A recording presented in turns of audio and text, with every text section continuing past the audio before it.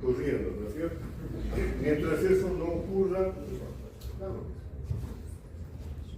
¿Hay algún lugar que tenga una capacidad discriminativa mayor que la de los dedos? ¿La yema de los dedos? ¿Cree que sí o que no? Piensen. ¿Sí o no? No. Los yemas de los dedos es lo más alto que aquí. Debe haber algo. ¿Dónde? En el rostro. ¿En qué parte del rostro? Muy grande. Pero el rostro y la cara son sinónimos. A ver qué parte de esta cara. Aquí es aquí. Ahora.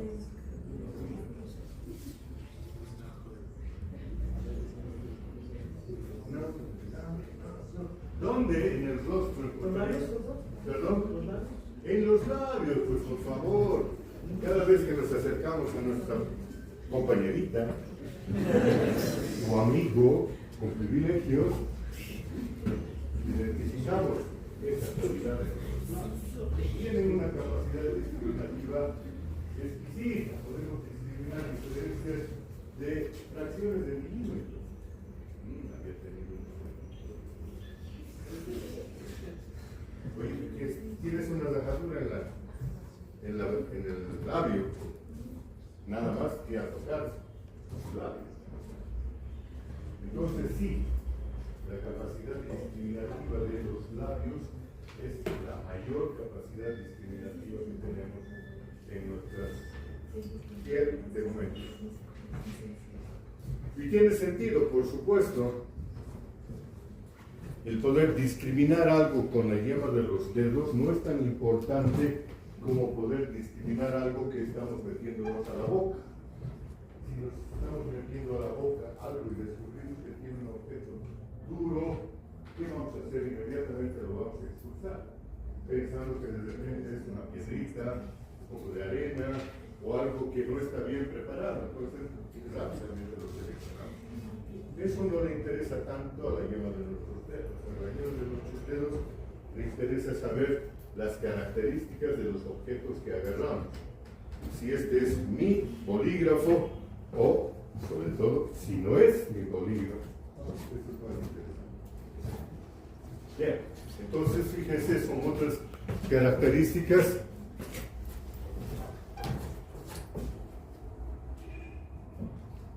Y si combinamos esas dos características, vamos a poder clasificar a nuestros receptores en función tanto de su capacidad de adaptación rápida, adaptación lenta, como en su capacidad discriminativa, vale decir, el tamaño de su campo receptor. Fíjense que en este pequeño ejemplo que estamos haciendo, estamos discriminando a 4 corpúsculos. Uno es el de Meissner, el disco de Merkel, el de Pacini y el de Ruffini. Fíjense que cada uno de ellos pertenece a una característica, a una combinación de características diferentes. Entonces, nos da idea de las capacidades de estos receptores para funcionar y mandar información. Nos quedamos ahí, ya no los voy a prosigar con esto. Vamos a hablar de las fibras que están inervando a esos receptores. Las fibras sensoriales, fíjense en el recuadro inferior derecho de la imagen, vemos una gráfica en la cual hay una serie de pequeñas puntas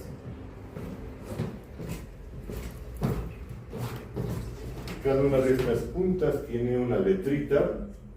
Estas son las velocidades de conducción de diferentes fibras de un nervio cualquiera. Agarremos un nervio, por ejemplo, el nervio mediano, pongamos un receptor, un sensor, y hagamos una estimulación en la piel. Vamos a ver que se produce una serie de potenciales en esa fibra, pero la velocidad con la cual están corriendo esos potenciales no es la misma. Entonces a las más rápidas las llamamos de una manera, a las más lentas de otra y a las más lentas entre todas de otra. Entonces tenemos una diferencia en la velocidad de conducción nerviosa de las fibras sensoriales. De eso es de lo que vamos a hablar.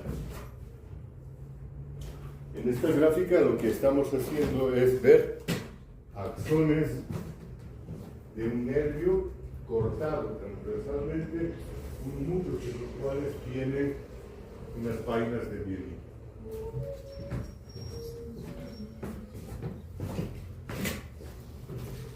Fíjense en este gráfico, tenemos un nervio importante que ha sido seccionado, llevado a un microscopio, y en la visión del microscopio de ese nervio vamos a ver que hay grupos de fibras englobadas por tejido conjuntivo. Algunos grupos son grandes, otros grupos son más pequeñas, y encima de todo hay una capa de tejido conjuntivo que envuelve al conjunto. Esa capa de tejido conjuntivo se llama epineuro. Todo alrededor del nervio está envuelto por ese epineuro. Alrededor de cada grupo, que vamos a llamar fascículo, también el tejido conjuntivo recibe otro nombre, perineuro. Y entre las mismas fibras vamos a ver que hay también tejido conjuntivo que las separa. No están pegadas las unas a las otras como fideos en una sopa, están separadas por una delgada capa de tejido conjuntivo que recibe el nombre de endonervio. Por lo tanto, en cada nervio vamos a encontrar estos tres elementos del tejido conjuntivo que lo que hacen es separar, disgregar a diferentes grupos de fibras. Dentro de esos grupos de fibras, si los estudiamos con un poquito más de aumento, vamos a encontrar que hay una parte central en la fibra rodeada en muchos casos de una zona blanquecina, redondeada, que recibe el nombre de mielina. Entonces son fibras mielinizadas, y si ustedes buscan con algún detalle se van a dar cuenta que hay algunas que no tienen esa capacidad, que no tienen esa capa que las rodea. Esas son las fibras amielínicas. Cuando amplificamos mucho, vemos que una fibra mielinizada en realidad es una fibra nerviosa que está rodeada por una extensión de otra célula. Una célula del tejido conectivo, de una célula glial, que está dando vueltas con su membrana celular alrededor de esa fibra nerviosa. Esas vueltas en conjunto forman esa capa negra que ustedes ven en el extremo inferior derecho de la imagen, que se ha vuelto negra por el colorante que se ha utilizado, el peróxido de osmio, haciendo que se noten líneas que están envolviéndose unas con las otras. El peróxido de osmio reacciona con sustancias lipídicas, se fija a los lípidos. Entonces nos damos cuenta que en realidad toda esta capa es membrana celular de esta pequeña célula que está ahí alrededor, casi no se la ve, es muy discreta, y esta membrana celular lo que está haciendo es aplicar unas sobre otras las capas de ácidos grasos de una membrana celular. ¿Vamos? Ya no más detalle porque eso no les interesa mayor detalle.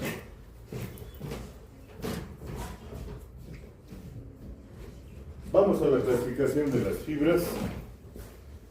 De acuerdo a sus características, reconocemos tres grandes grupos de fibras sensoriales. Las alfa, las beta y las A, las B, las estoy equivocando, y las C, A, B y C.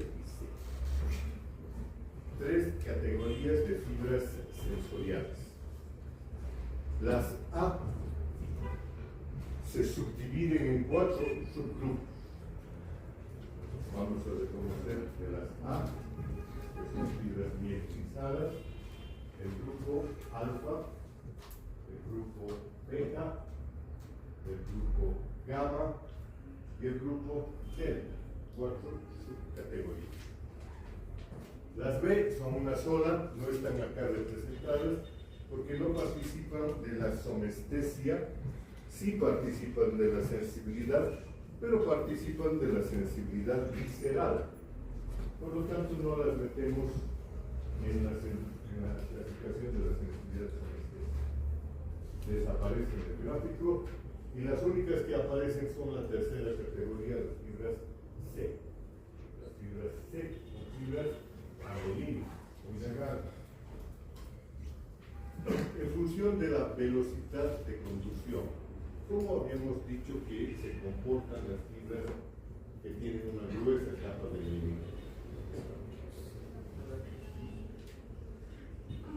Sí, señor, son rápidas. Mientras más cantidad de mielina, mayor distancia entre los tubos de la piel, por lo tanto también mayor velocidad de conducción. Entonces, las A alfa son las fibras más gruesas y son las fibras más veloces. Aquí tenemos un detalle, se los voy a leer porque no sé.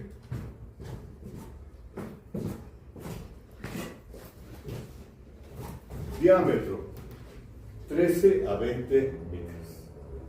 Velocidad de conducción, 80 a 120 metros por segundo. Algunos autores dicen 70 a 120. Está bien, seamos complacientes.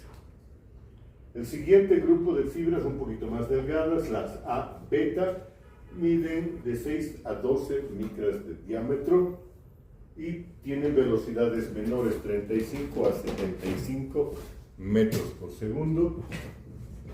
Las gamma, ¿dónde están las gamma? No están las gamma. ¿Por qué no están las gamma? ¿Dónde se han perdido las gamma? No están allá porque tampoco son fibras somestésicas. Son fibras motoras, así que las sacamos, por esta es una clasificación solamente de fibras sensoriales.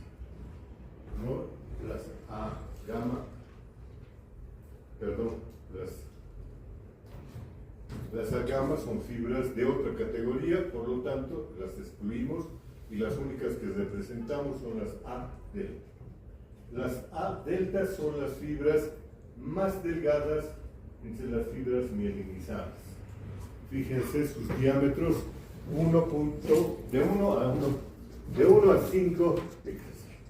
Y su velocidad también es la más baja de las fibras mielinizadas. 5 a 30 metros por segundo. Para completar, ponemos a la categoría de las fibras amielínicas, las fibras C, que estas sí son las más delgadas de las fibras somestésicas. Sus diámetros entre 0.2 a 1.5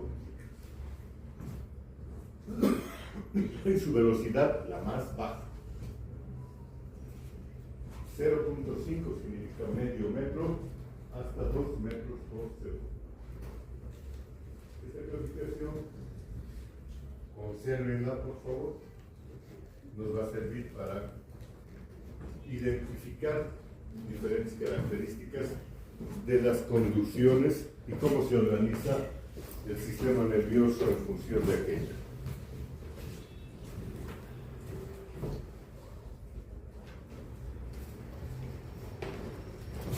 Entonces ponemos todo en un cuadro sinóptico que clasifica esas fibras.